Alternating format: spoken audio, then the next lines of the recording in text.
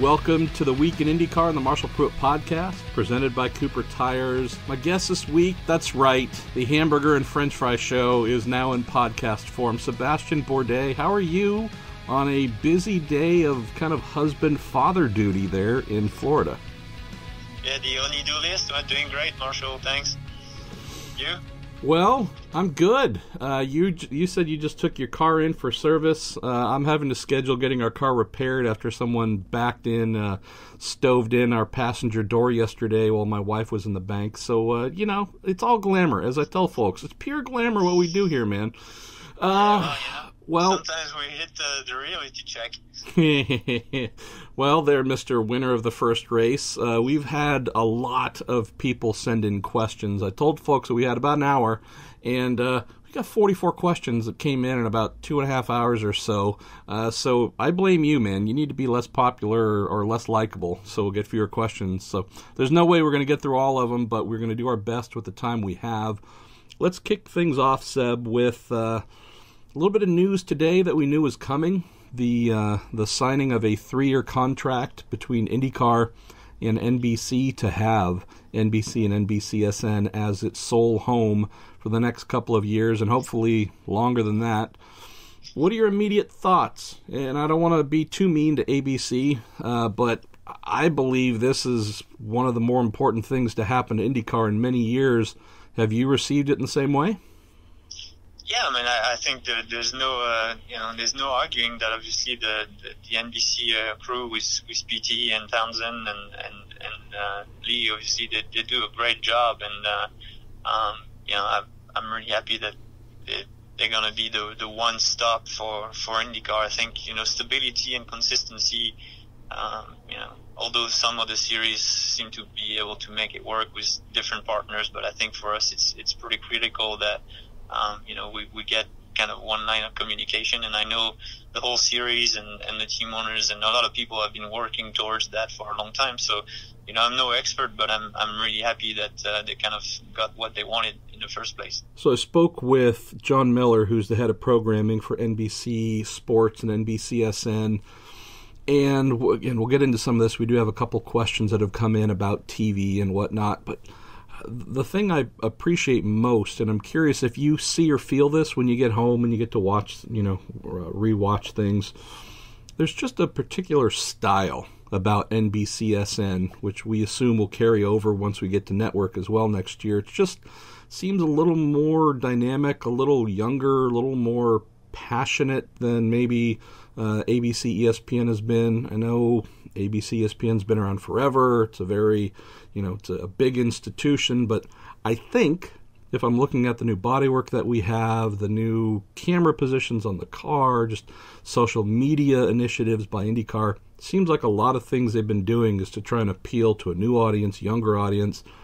I'm thinking that this NBCSN presentation style, that it might end up being the best fit style-wise for where we're going in the future. Do you see or feel that same presentation style as well?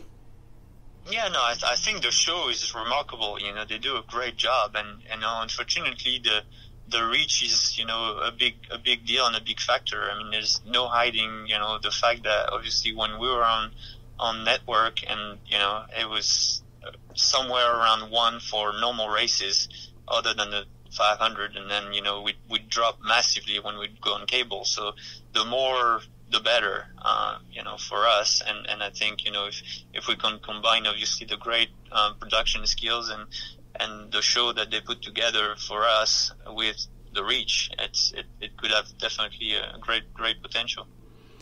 And they give our man Robin Miller a job, too. I mean, there's a little bit of pity or charity going on there, so we hope that continues. I'm hoping Mark Miller included that in the contract. You got to keep Miller. He's kind of the shop dog, if you want to call him that. He's always there. You throw him a bone, he'll be happy. But I'm hoping we don't see any changes to the existing team, broadcast team, Seb, and if there are some additions, that'd be great. But yeah, I'm hoping that what we have and what we like now is not radically altered by the time we get to 2019.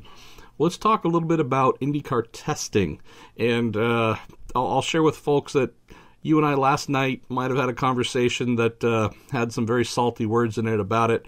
We'll try and keep those the saltier words out of today's conversation. But between St. Pete, which you won, yay, awesome, and the 12 Hours of Sebring the following weekend, you had a test in Texas to go to, and you were just coming back yesterday from a test at Barber. IndyCar gives teams 4 private test days to use. We're talking about 2 of them now being used, Seb, in conditions that either it was way too windy to be really productive or rain was falling.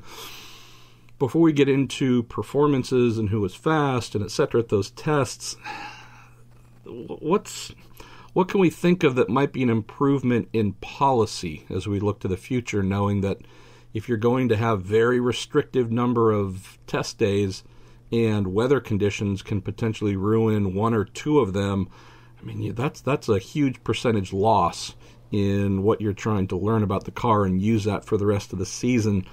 What are your thoughts on this, man? Well, it's just always, a real shame, obviously, for everybody involved when you put together open tests and, tired tests or something like that, and you really get nothing out of it other than, wasting money away for the team owners and everybody involved. So that's obviously a shame. Yeah, like you said, 40-mile-an-hour gust of wind at Texas, with that Firestone tire test that we had, that, unfortunately you got to book days and you got to try and learn whatever you can when the conditions even they get adverse. But it was far from ideal. But yeah, backing it up a little bit, we had 3 days of private testing, team tests that we could go pretty much where we wanted to. Obviously, tracks being approved, contingency, but. And then obviously there are the tire tests, the manufacturer tests, and the open tests, which all have different policies and everything. But it just, unfortunately, we when you get into January, February, you don't have a heck of a lot of options more than going to Sebring short course, which there's nothing wrong with Sebring, but unfortunately it doesn't really replicate a whole lot of things, and then most everywhere else it's too cold or just not it's not approved for our series. So it's not easy, and unfortunately, and we've had Texas being very windy, we've had Barber being cold and somewhat rainy, and then we're gonna go to Indy tomorrow to test on the road course on Friday, and it's supposed to be 40 degrees at noon, so that's going to be awesome. And then we're supposed to have an open test at the Speedway on Tuesday, and it's about the same thing. I think there are chances of snow the day before. So yeah, unfortunately, Indy in March is always a big gamble, and this one's no different. I think I keep on being told that opening day seen snow before, so and that's in May. So when you go into the middle of March, you sure expose yourself. But it's just the way the season is structured, and traditions obviously just they gotta live on. But you're far better served as a team for the most part to go testing post season, being September, October, when it's still hot and good conditions or representative conditions. Unfortunately, with the introduction of the aero kit this year, it was not feasible. But we'll be able to and can do that in the next years, because it's just frustrating when you travel and you get the teams to spend all that money and eventually you really don't get much out of it. So the anarchist in me says, I don't disagree with anything you've said. The but is the anarchist in me also says, I realize wasting money isn't good.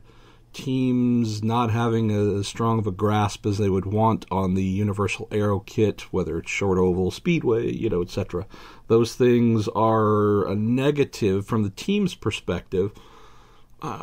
Having seen what that can sometimes do, though, where you go into a race weekend, for example, and it's rainy and whatever, and then all of a sudden on race day it's sunny and warm, and no one really has a proper grasp on setup and such, you can get some pretty fun races with unpredictable results because all the teams haven't had as much testing and, studying for the test, if you want to put it that way, done. And, all of a sudden a smaller team can come out of nowhere and win, etc. I'm guessing I know the answer to this, but do you see any of the potential positives from things like this where you aren't getting as many laps as you want? Most teams aren't getting the laps that they want, and who knows, maybe it's more of a crapshoot at some of these races than, all right, we know Penske's going to be there and all the predictable teams are going to be up front. You think there's any merit in that guy who drives for a small team and loves to upset those big teams?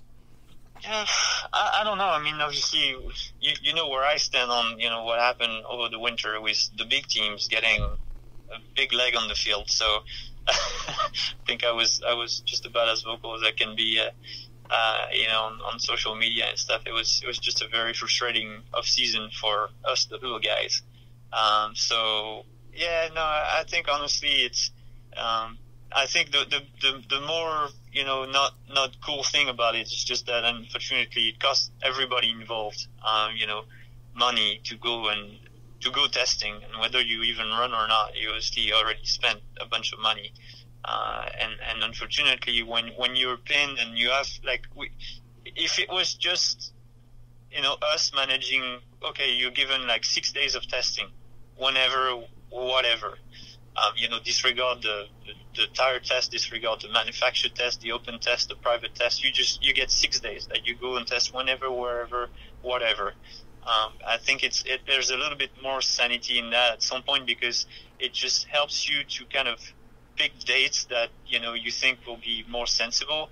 And if it's really going to be, very, very bad weather forecast, and it's going to be bad, then you just don't go. You call it, and that's really more the only point that, I kind of would make. It's just we know Friday is going to be miserable weather, and we have to go because we still might learn a little something. And if we don't go, we're not learning anything, and we're not going to get it back. So that's the only frustrating part of it, because we'll be sitting until probably 11 a.m. to actually even get temperatures that are, we're allowed to actually even run.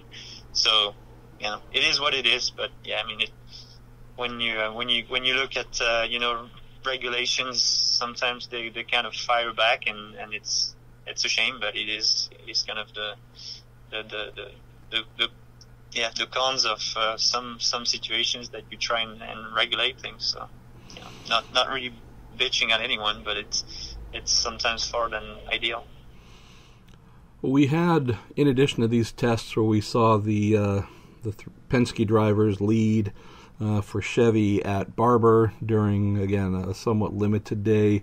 I believe Dixie was fastest for Honda at Texas for the somewhat abbreviated day there. I don't know if there are any massive takeaways of, when we go back to Texas, it's going to be one team or one manufacturer in charge, or, even the same thing at Barber. But if I look at some of the other news that has come down in the past week, Seb, we've had a couple of little fun things. We see that Marco Andretti, for example, is going to be using a somewhat retro-inspired livery that his father and grandfather would have used in the early 90s. When we get to Phoenix, he'll be sponsored by Oberto Beef Jerky, so I'm glad we're going to get to see that. We obviously had AJ Foyt yet again, another killer bee attack, which kept him from making it to Sebring, where he was named as the Grand Marshal and being inducted. But he got the bees back. Yes, dropped diesel fuel on him and lit him on fire. So that's about as AJ Foyt a response to a problem as I can think. And again, I'm just trying to wind through a couple of items here before we get into questions.